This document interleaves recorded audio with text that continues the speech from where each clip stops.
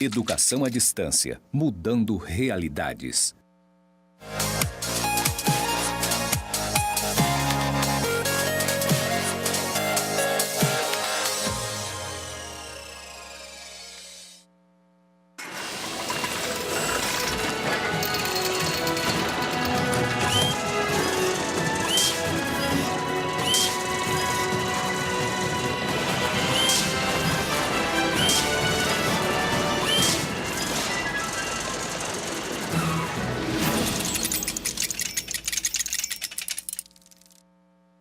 Olá pessoal, tudo bem com vocês? Estamos aqui na nossa quinta aula de fundamento, da disciplina de Fundamentos da Administração.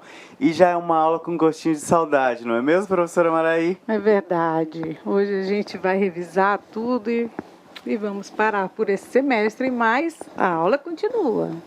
Então é isso aí, pessoal. Nós vamos dar continuidade, nós vamos retomar alguns conteúdos que nós já visualizamos em todas as outras teleaulas, mas quero também mandar um agradecimento aí, já é uma aula com um gostinho de agradecer também a participação, o envolvimento de vocês em todas as nossas aulas, e isso inclui também aos professores presenciais que participaram ativamente, a Tamires que esteve aqui nos acompanhando em todas as aulas, professora Maraí. Então esse é o momento aí de vocês refrescarem aqueles conteúdos que nós já vimos, e eu sei que vocês estudaram durante a semana para nossa prova, e professora Maraí, eu acho que todo mundo vai gabaritar essa prova e vão ter bastante sucesso. Pessoal, eu só quero já pedir aqui antecipadamente, em algumas das nossas aulas, nós utilizamos aí para dinamizar um pouquinho as nossas aulas, o Kahoot.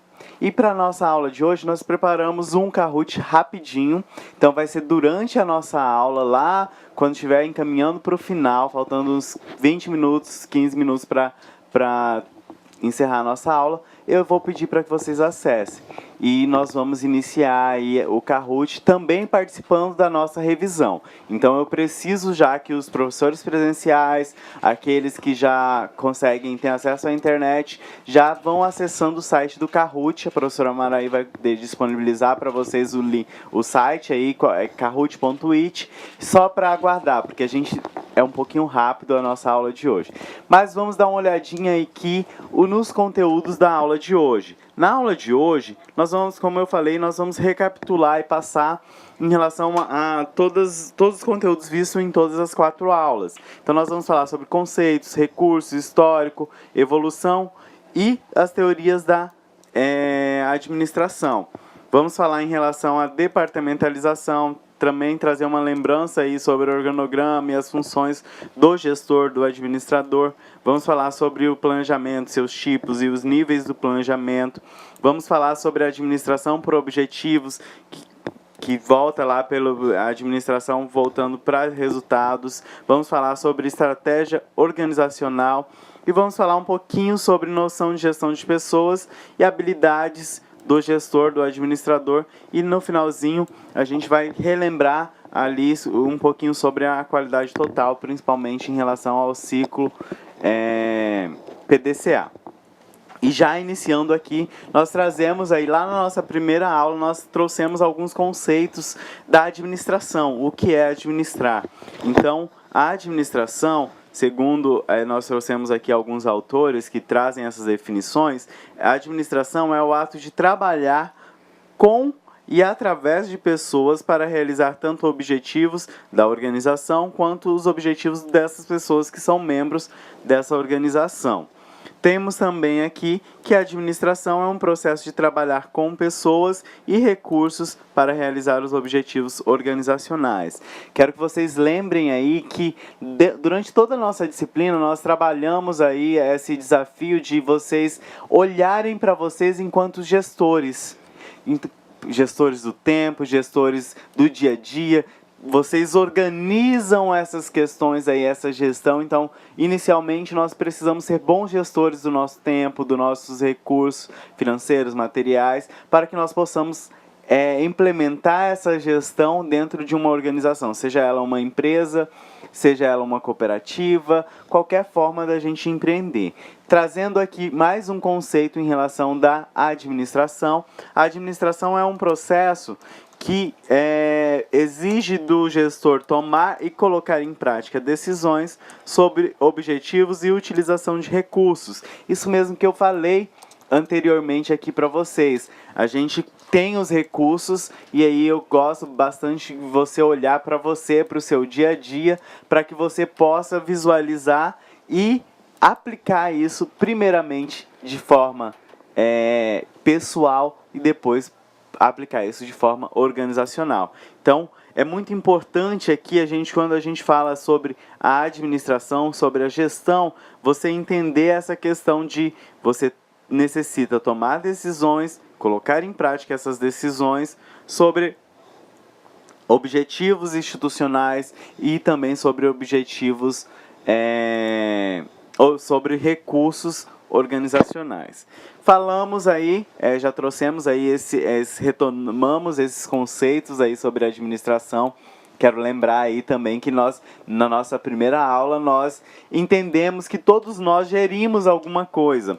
Nós gerimos alguma situação. Nós temos o nosso tempo, nós que definimos lá juntamente com a nossa família, horários de acordar, horários de dormir. Então, são formas de gestão, olhando mais para a questão pessoal.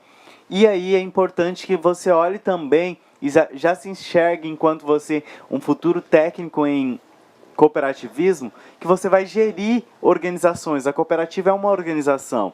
E aí é importante a gente olhar e entender o conceito e uma definição de que é uma organização. E aí nós temos aqui uma definição, que a organização é um sistema administrado, projetado e operado para atingir um determinado conjunto de objetivos.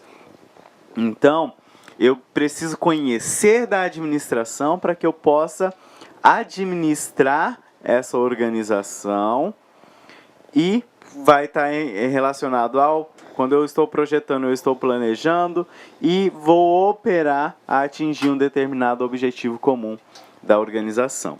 Então, por isso que é importante a gente olhar. Nós vimos também nas nossas aulas anteriores sobre os tipos de setores que as organizações são divididas. E aí nós temos o primeiro setor, o segundo setor e o terceiro setor. O primeiro setor, ele é o governo que é responsável, são as instituições governamentais que são responsáveis e que cuidam aí dessas questões, saúde, educação, todas as questões governamentais. E aí nós, só para recapitular, nós temos algumas esferas do governo. Dentro do governo nós temos a União, que é no nosso caso, o Brasil, que é, por exemplo, quem gere é o governo federal, junto com as equipes de Senado e deputados, ministros, todas essas questões. O segundo setor é a fatia que está representada pelas empresas da iniciativa privada.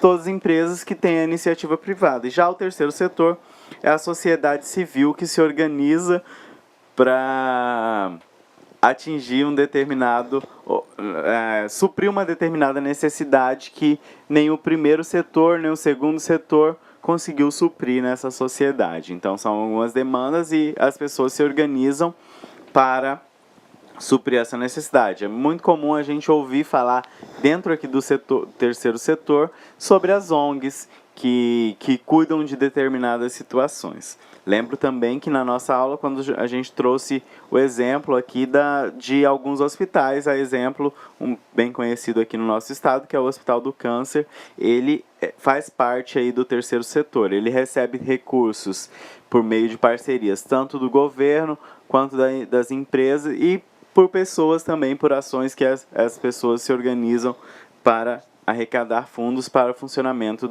dessa organização. Então, só para a gente recapitular mesmo, então nós estamos, as organizações na sociedade, elas estão organizadas como primeiro, segundo e terceiro setor. Falamos aqui também, e aí vocês vão lembrar lá que para organização funcionar, ela precisa de alguns tipos de recurso.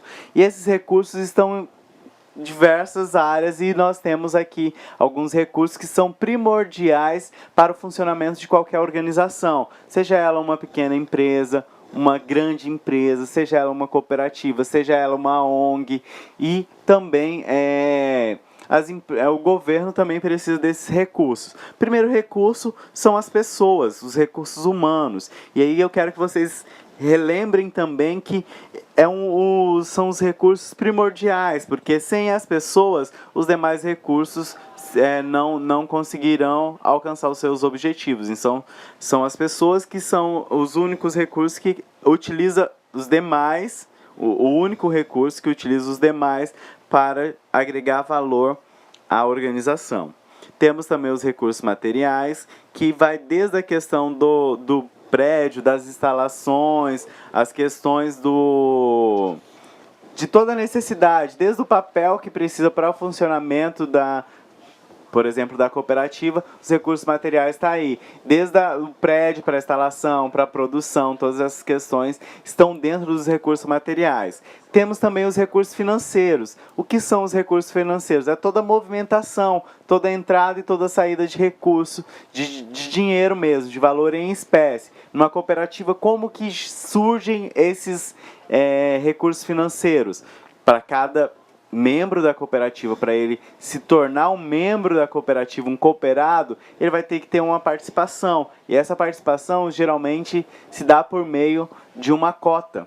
E aí a cooperativa, no seu estatuto social, vai determinar a cota mínima para participação, e cada um vai estar investindo esse recurso, essa cota, para participar da cooperativa. Temos também os recursos tecnológicos, e os recursos tecnológicos hoje eles são de extrema importância para o nosso dia a dia, porque eles facilitam muito, desde a minha questão da produção, eles facilitam muito as questões no dia a dia da organização. Então é importante esse conjunto de recursos e a gente utilizá-los da melhor forma para potencializar a minha organização, para alcançar os objetivos. E lembre-se sempre, não só numa cooperativa, mas em toda a organização é importante pensar nas pessoas. E lá nós vimos na quarta aula que é importante que a organização pense nas pessoas para ter pessoas alinhadas aos seus objetivos, para buscar que as pessoas estejam inseridas, estejam motivadas dentro da organização. Na nossa aula também a gente falou sobre as escolas e a evolução das escolas da administração, que estão relacionadas à teoria da administração, e a influência delas e a época que elas estiveram aí. Então nós temos primeiro a escola clássica, que gerou as teorias científica e clássica, e a ênfase era nas tarefas e na estrutura da organização. Temos a época aqui que vigorou essa questão da escola clássica. Nós aí depois temos a escola burocrática, que teve duas teorias também envolvidas, que foram a teoria burocrática e a teoria estruturalista. E a ênfase era nas estruturas, nos processos que faziam, nas pessoas e no ambiente. E mais ou menos lá compreende a década de 1940. As escolas comportamentais, que envolvem diversas teorias, teorias das relações humanas, e aí nós vimos a pirâmide de Maslow, a teoria dos 2 fatores, teoria X e Y e o desenvolvimento organizacional. A ênfase era nos relacionamentos e nas pessoas. E aí temos o período que comporta aí todas essas teorias. As escolas comportamentais, que aí gerou também as escolas neoclássica, a teoria neoclássica, a teoria dos sistemas e a teoria da contingência. E a ênfase era na prática da gestão, com ênfase no ambiente que estavam inseridos. Então esse aí é só para a gente dar uma olhadinha na questão histórica e toda a influência. Se vocês lembrarem aí de todas as nossas aulas, essas teorias elas geraram influência na gestão hoje, no dia a dia da gestão. Entendido isso, nós podemos avançar aí na na nossa aula e falar um pouquinho sobre a constituição das empresas. Como ela constitui? Ela está lá no segundo setor das organizações, de forma com que as organizações são organizadas, e ela, olhando aí, vamos fazer a pergunta: o que é uma empresa? Então aí nós temos uma definição. Uma empresa, ela é uma organização destinada à produção e ou comercialização de bens ou serviços, tendo como objetivo o lucro. E aí é importante vocês olharem aí nessa questão que a organização, nós falamos primeiro do conceito de organização, que tem diversas possibilidades de ter organizações, mas a empresa, ela é destinada à produção de bens ou comercialização de bens e serviços, tendo como objetivo um lucro. Só quero abrir um parênteses aqui, mas no cooperativismo, quando a gente fala numa cooperativa, a gente não usa essa expressão lucro. E aí vocês se lembram muito bem disso e durante todo o curso vocês vão visualizar essa questão. Não é um lucro, porque eu não quero obter vantagem sobre o outro, mas sim as sobras das operações que nós fazemos dentro da nossa cooperativa, que vai ser rateada entre os meus cooperados. Então a gente só substituindo essa questão aí para a gente visualizar. É importante a gente olhar a composição das empresas também, porque é aplicável a uma cooperativa, a essa composição das empresas. E aí nós temos aí, essa composição está organizada em setores, que aí nós temos o setor primário, que compreende a agropecuária e vai envolver a exploração do solo para o cultivo de plantas e ou criação de animais. E aí depois nós temos o setor secundário, que é a indústria, setor industrial, e vai envolver a transformação de matérias-primas em produtos acabados por meio do emprego de tecnologias. E temos ainda o setor terciário, que é o comércio e serviços, que vai envolver a venda de produtos e a prestação de serviços. Só lembrando aqui que nós falamos nas nossas aulas, tanto o setor primário corresponde aproximadamente 25% do produto interno bruto, setor secundário corresponde também a aproximadamente 25%, e já o setor terciário, ele compreende a maior parte, que é aproximadamente 50% do produto interno bruto brasileiro. Falamos aí em relação a o que é uma empresa e também como ela se compõe, mas aí é importante a gente falar também em relação sobre as questões que estão ligadas à composição dessa empresa também. Então, as empresas, elas são constituídas por cargos ligados por linhas formais de comunicação dentro de uma escala de hierarquia. E essa hierarquia, ela está muito ligada aos cargos e a essas linhas formais de comunicação.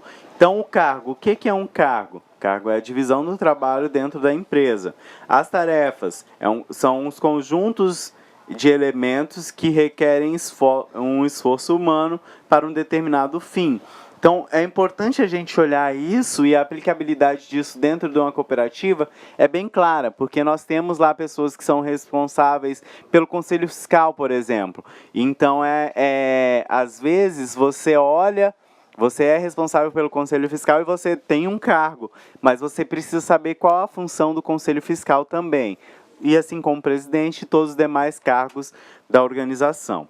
Temos também aqui, falamos também sobre as funções empresariais. As funções empresariais, elas compreendem diversas situações e estão relacionadas desde do fator da produção, das finanças, do marketing, dos recursos humanos, dos recursos tecnológicos e da função administrativa.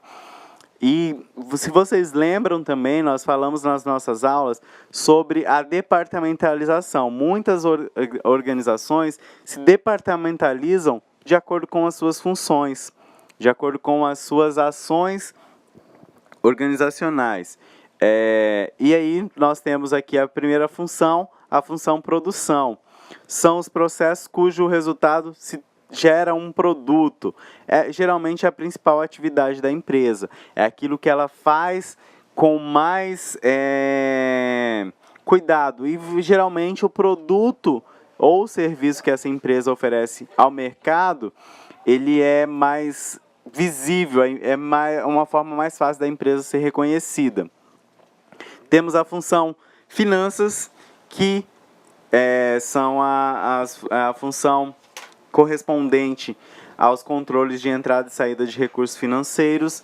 Nós temos a função do marketing, que é um conjunto de técnicas e métodos destinados ao desenvolvimento de vendas mediante 4 possibilidades, que é o preço, a distribuição, a comunicação e o produto.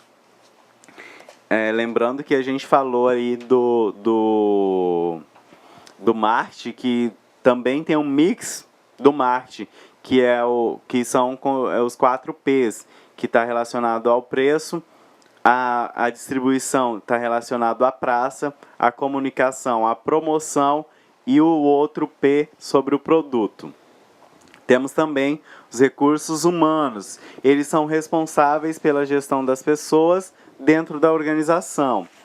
E ainda temos os recursos tecnológicos, que são aqueles recursos que são empregados para a melhoria dos processos da empresa.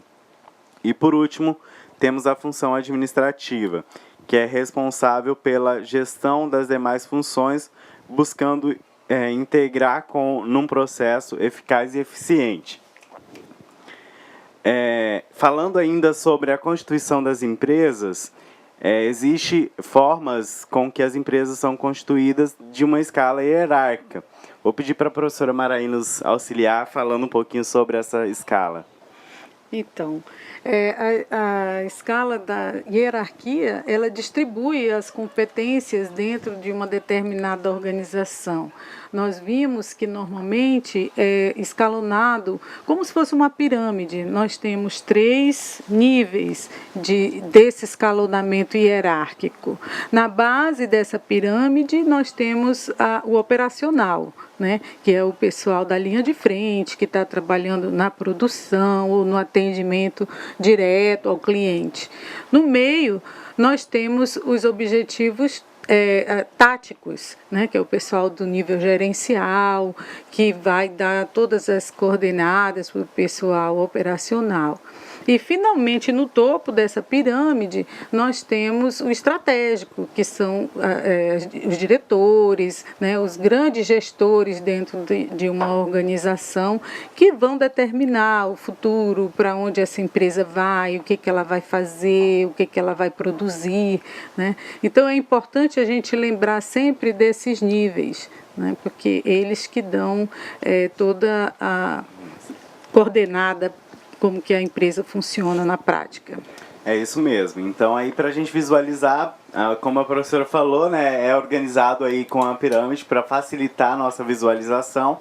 E, por exemplo, aqui estão relacionados também aos níveis desses planejamentos. Então, a parte verde aqui é o nível institucional da parte estratégica, a parte lilás está relacionado aos níveis intermediários, que são os planos táticos, e a parte azul claro aqui está relacionado ao planejamento operacional. Então é importante a gente entender em relação aos tipos de planejamento. E também, durante as nossas aulas, nós falamos sobre a administração por objetivo. Nós trouxemos aqui um videozinho que vai falar esse ciclo da administração por objetivo, para vocês recapitularem em relação a ela também.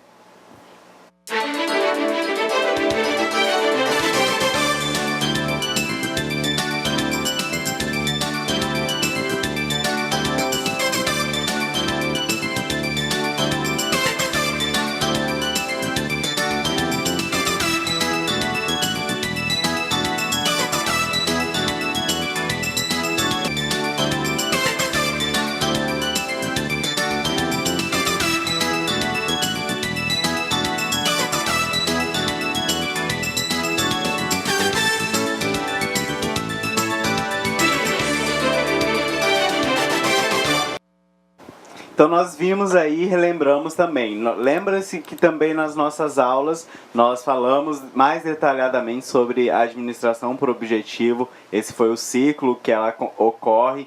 E é importante aí, ela remeteu também à missão, à visão e os valores da empresa. E é importante a gente relembrar também sobre visão, missão e valores. Então, por exemplo, dentro do planejamento estratégico, que olha como a empresa como um todo, é importante a gente ter a definição da missão. E a definição da missão, ela facilita aí quando você se pergunta por que nós existimos enquanto instituição, enquanto organização, enquanto cooperativa. E vocês já exercitaram isso desenvolvendo a missão pessoal. Temos também a visão. A visão é eu olhando onde eu quero chegar, aonde eu quero alcançar a um determinado tempo futuro. E aí, depois de conhecer a visão, a missão e também os valores da organização, gera-se um plano de ação, que são as estratégias que serão implementadas.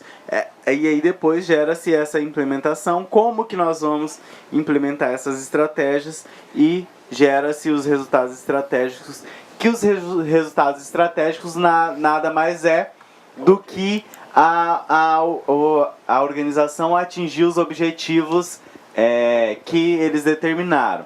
Falamos também na nossa aula sobre uma ferramenta, a análise SWOT, que facilita o conhecimento da organização e definir melhor o seu posicionamento no mercado. Vamos dar uma olhadinha no videozinho que explica melhor sobre ela.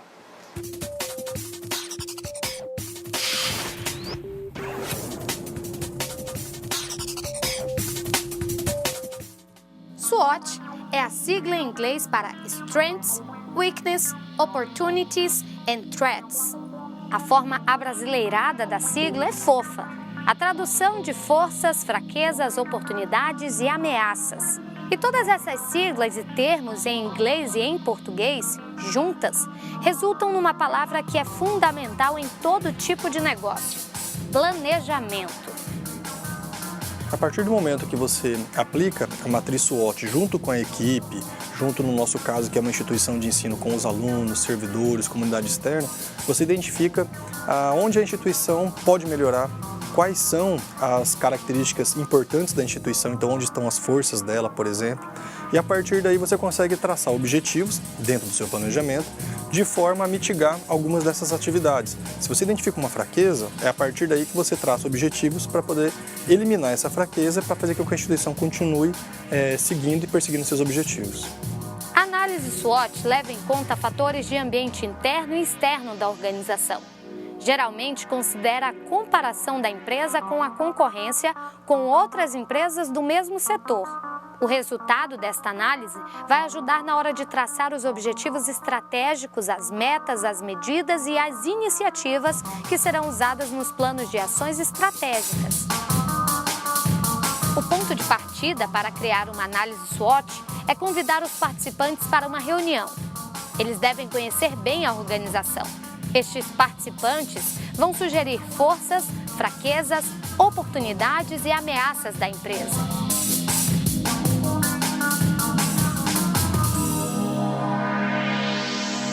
O próximo passo é fazer o cruzamento dos fatores levantados pela equipe.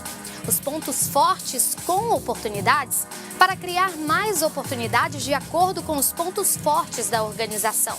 Os pontos fracos com oportunidades para fortalecer os pontos fracos para aproveitar melhor as oportunidades. Os pontos fortes com ameaças para conseguir diminuir a vulnerabilidade utilizando os pontos fortes. E os pontos fracos com ameaças para estabelecer um plano defensivo e evitar que as ameaças externas sejam potencializadas pelos pontos fracos. O planejamento ele é fundamental para qualquer instituição. É a partir do planejamento que a própria instituição, a equipe que está à frente da instituição, consegue saber quais são os objetivos a serem perseguidos. Portanto, se a gente precisa melhorar a instituição em algum aspecto ou precisa traçar metas para que você atinja um objetivo, é por meio do planejamento.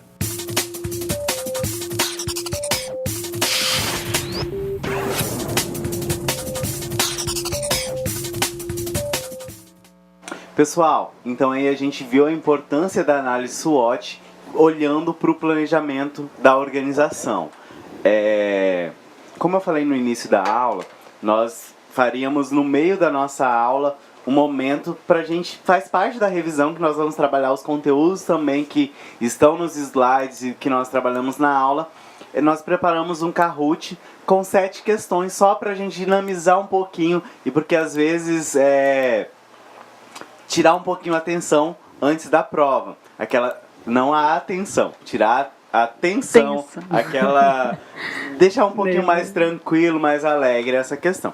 Vou colocar aqui para vocês, a gente vai visualizar, vou gerar o número do Game Pin e vocês já anotem esse número aí a gente não vai poder ficar aguardando muito um tempo de vocês, de muita gente participar, mas anotem aí para aqueles que, né, não lembram como acessa, a professora colocou lá, mas é o kahoot.it, o site kahoot.it que vocês vão acessar. Então, a professora Maraí vai passar essas orientações aí para vocês e pra gente estar acessando. Então, faz parte da nossa revisão também. Então, enquanto eu conecto aqui, a professora Maraí informa para eles aí que estão anotando para passar o número como acessar o site aí. A gente passou aqui no WhatsApp web, né? https://kahoot.it, tá? Já coloquei o link, se vocês entrarem no link aí vocês vão ver essa página para entrar com o número do PIN. Sim, apareceu o PIN, né, professor? Sim, isso. Aí a gente já tem aqui o número do PIN, para vocês visualizarem o site, para vocês buscarem. Vocês colocam aí kahoot.it e o número do PIN é esse aqui. Então precisamos aí de que vocês vão acessando aí pra gente ter a participação. Por enquanto ainda ninguém conseguiu, talvez por questão ainda de ter o acesso em relação à internet mesmo, e esperamos que a internet colabore. Ó, já temos uma escola presente. Então o número é 6473-175. Já temos uma pessoa. Vou pedir para que vocês anotem aí o número do PIN, porque às vezes vocês vão conseguindo no decorrer do tempo. Porque a gente não vai poder dedicar muito tempo aguardando todos conectarem. Mesmo que você não conseguiu agora, você vá tentando, e assim conseguir a gente vai utilizando essa questão. Teve alguém que entrou com o número do PIN, dá para alterar aí o número, alterar o nome. Então nós já temos 9 participantes e já queremos dar início aqui, né, nessa interação. Só lembrando, pessoal, eu só quero que vocês lembrem aí, são 7 questõezinhas rápidas, faz parte mesmo, então faz parte da revisão da nossa disciplina. Então, prestem atenção nas perguntas. Nós temos 11 participantes, eu já vou dar um início aqui ao quiz. Temos 12 agora. Vou pedir para os meninos projetarem aqui pra gente visualizar. Eu já vou dar o start aqui pra gente iniciar o nosso quiz de hoje. Então, é um quiz que é da disciplina de Fundamentos da Administração e a gente vai utilizar para revisão. E a primeira questão é: o ferro é substituído pelo aço como matéria-prima base da indústria a vapor. Foi em qual revolução? Primeira revolução ou segunda revolução que o ferro foi substituído pelo aço? Então aí nós temos aí algumas respostas. Ó, eles estão rápidos na resposta, né, professora? Verdade. Então ó, temos 13 respostas e tivemos aí, foi bem parecido as respostas, mas a resposta correta é na segunda revolução, que o ferro foi substituído pelo aço, que era a principal matéria-prima. Na primeira, a matéria-prima era o ferro, na primeira Revolução Industrial. Na segunda Revolução Industrial passou a ser o aço a principal fonte da matéria-prima. E também a fonte de o vapor foi substituído aí pela eletricidade em relação na segunda Revolução Industrial. Então é importante só vocês recapitularem, são detalhezinhos nessa questão, mas que talvez porque olharam lá e viram a Revolução Industrial e não colocaram. Pessoal, eu quero que vocês prestem, sei que vocês estudaram, façam a leitura. A prova não vai ser igual o Kahoot. Vai ter um tempo maior para vocês se dedicarem. Então façam as leituras aí. Vamos dar uma olhadinha no ranking, como que tá. Então temos Laurinda, não sei se é o nome da escola, mas eu creio que sim. Temos a Imburana, de Jipa, temos a Maria, o Sérgio e a lá de Corumbiara. Então vamos lá para a próxima pergunta. Teoria das relações humanas e a pirâmide de Maslow pertencem a qual história ou qual escala ou escola das teorias da administração? Escola comportamental, escola clássica ou escola burocrática? Falamos isso agorinha aqui nos nossos slides. As respostas estão mais rápidas agora. Creio que todo mundo vai... Opa! A maior parte das respostas. Pessoal, a teoria das relações, e quando a gente retornar nos slides, eu vou voltar aqui para vocês nessa questão, naquela tabelinha que a gente utilizou. A teoria das relações humanas e a pirâmide de Maslow, ele está ligado à escola comportamental, que é a escola que se preocupava muito mais com as pessoas. A escola clássica, que está a teoria clássica lá, e a escola burocrática faz parte a teoria burocrática e a estruturalista. Então essas questões aí talvez é uma forma aí de vocês fixarem também essa informação em relação às nossas atividades. Vamos lá ver o ranking, como que ficou, houve alteração, apareceu alguns que ainda não estavam e outros que já estavam, mudaram de local no ranking. Próxima pergunta. O planejamento estratégico consiste em definir objetivos ligados à área ambiental. Isso está correto ou isso está incorreto? Sobre o planejamento, a função do planejamento estratégico primordial é só definir objetivos ligados à área ambiental? Está certo, correto ou incorreto essa afirmativa? Finalizando o tempo, vamos ver as respostas. Opa, pelo menos essa, professora, já foi as respostas mais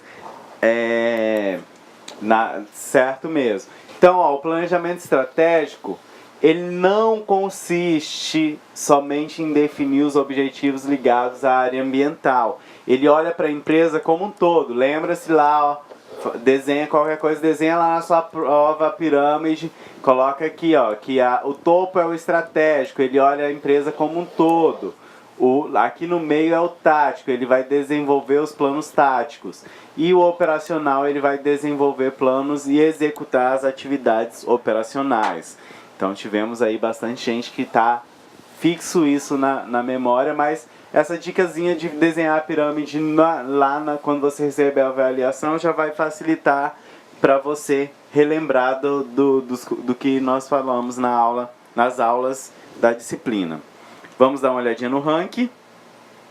Imburana permaneceu em primeira e já houve uma mudança lá nas outras, no ranking das outras escolas também. Vamos lá para a quarta pergunta. Não faz parte dos problemas que podem ocorrer com a implementação da administração por objetivos. Então, o que não é um problema, o que talvez poderia ser um fator positivo. Aumento da motivação é um problema? A aprovação de objetivos incompatíveis pode ser um problema da administração por objetivo? A coerção sobre os subordinados pode ser um problema? Opa, antes de eu finalizar aqui já teve as respostas. Excesso, lembra que a gente falou que a administração por objetivo, a pergunta que teve mais respostas foi a quarta alternativa, excesso de papelório pode ocorrer muito, porque há um controle mais. Então, desses aqui, é um problema, papelório em excesso, a aprovação de objetivos que podem ser incompatíveis à organização pode ser um problema também. A coerção, a força dos subordinados, impor a força dos subordinados pode ser um problema. O único que não é um problema e que é uma das vantagens que pode ser gerada através da administração por objetivos é o aumento da motivação. E aí, lembrando que nas nossas aulas, a gente falou de diversos problemas que podem ser gerados, mas eu trouxe destaque a esses 3 problemas aí em relação à administração por objetivos. Vamos lá para a nossa próxima, vamos olhar o ranking. Deu uma mudadinha. Vamos lá para a próxima pergunta. Pergunta 5. É o efeito genérico e abrangente para todas as organizações. Escapa da previsão. Isso está relacionado ao macroambiente, ao microambiente ou um sistema aberto. Lembra-se do que nós falamos nas nossas aulas em relação a macro e microambiente. Muita atenção aqui também, que pode gerar dúvida, e aí quando você lê todas as alternativas na prova, se a gente olha de forma genérica, pode parecer que é um sistema aberto mesmo, mas essa definição é um efeito genérico e abrangente para todas as organizações. A gente está falando do macroambiente. Quando a gente olha, se vocês lembrarem lá, a gente tinha uma figura mais ou menos assim, que no centro estava a organização, aqui o microambiente e aqui o macroambiente. Então ele influencia todas as organizações, sejam elas do micro ou a organização em específico. Sistemas abertos, vai depender da organização e da relação com ela em relação aos sistemas abertos. Mas, principalmente, e aí um exemplo do que está lá no macro, são as legislações que elas influenciam diretamente nas ações da organização. Vamos lá para penúltima pergunta. Pessoas numa empresa têm objetivos divergentes, onde cada um tem objetivos pessoais. Isso é uma definição de grupos ou de equipes.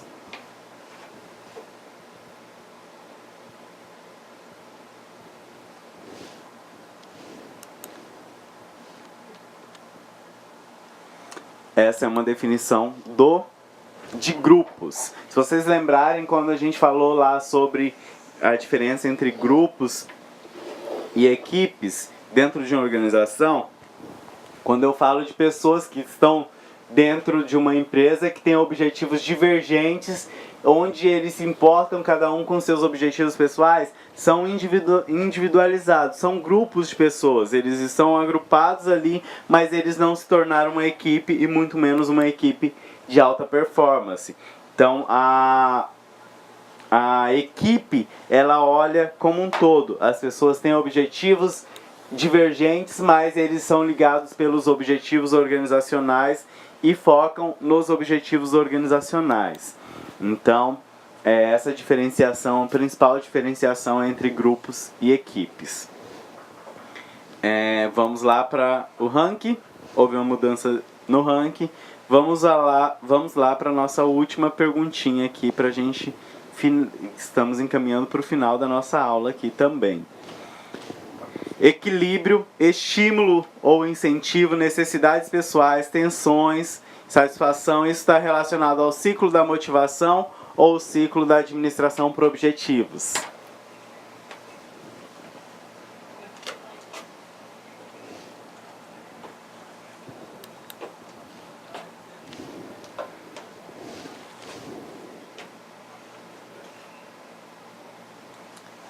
Tivemos aí 12 respostas corretas. Quando eu falo sobre o ciclo da motivação, e isso a gente trabalhou lá na nossa última aula, logo após que falou da pirâmide de Maslow, ele está relacionado ao equilíbrio, ao estímulo e incentivo, às necessidades, conhecer as necessidades pessoais, atenção, o comportamento e a ação de satisfação está relacionado ao ciclo da motivação. O ciclo da administração por objetivos nós vimos agorinha na nossa aula e nós percebemos que ele está relacionado principalmente ao planejamento de ações específicas. Então, ele vai ter um objetivo específico e vai alcançar planejar esse objetivo, vai avaliar, fazer esse acompanhamento e depois replanejar também essas questões.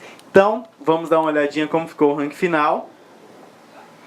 Tivemos aí em primeiro lugar o Sérgio, a Escola Emburana, lá em segundo lugar, e em terceiro lugar a Jana. Vamos só para visualizar os 5 primeiros. E aí em quarto lugar, Laurinda, e em segundo lugar, Corumbiária. Então, agradecer a participação de vocês, foi rapidinho aí, mas é uma forma da gente trabalhar alguns conteúdos que a gente visualizou na aula e talvez a gente não conseguiu trabalhar muito essa questão aí. É importante a gente lembrar também, a gente falou a diferenciação entre poder e autoridade, e quero colocar aqui, antes da gente finalizar a nossa aula, sobre os tipos de liderança, que é importante a gente olhar também dentro dos nossos conteúdos, que existem alguns tipos. Existe a liderança autocrática, que é aquele líder que é centralizador, ele é possessivo, ele vai controlar todas as ações dos seus subordinados. Existe o líder democrático, que exerce a liderança democrática, que é aquele que envolve todos os colaboradores na tomada de decisão. Existe também a liderança liberal, que é o tipo que delega totalmente a tomada de decisões aos seus colaboradores, dando-lhes as responsabilidades pelos resultados. O ideal dentro de uma cooperativa, por se tratar de algo que seja exercido a liderança democrática. Todos participem ativamente em relação à liderança da cooperativa. Lembrando que a cooperativa, todos os cooperados, eles têm voz em relação à organização em toda a sua cooperativa. Falei um pouquinho ali em relação à diferença de grupo e equipe, e só relembrando aí, o ideal é que a cooperativa ela se torne uma equipe de alta performance, que são compostas, essa equipe de alta performance é composta por membros altamente comprometidos com os objetivos e com alto grau de confiança mútua. Essa equipe tem algumas características que precisam estar claras dentro da equipe de alta performance, dentro da cooperativa: flexibilidade, bom relacionamento, ajuda mútua, todas essas questões. Antes da gente se despedir de vocês, quero deixar algumas datas importantes que vocês olhem aqui. Aqueles que não obtiverem sucesso aí na avaliação de percurso e na prova regular, dia 4/4 acontecerá a recuperação e dia 15/5 o exame final. Quero agradecer muito aí a participação de vocês e o envolvimento na nossa disciplina. Nós finalizamos a disciplina alegres e queremos ver vocês lá no final do curso com sucesso. Não é mesmo, professora Maranhão? Verdade, pessoal. Boa prova, sucesso, tudo de bom para vocês. Até a próxima.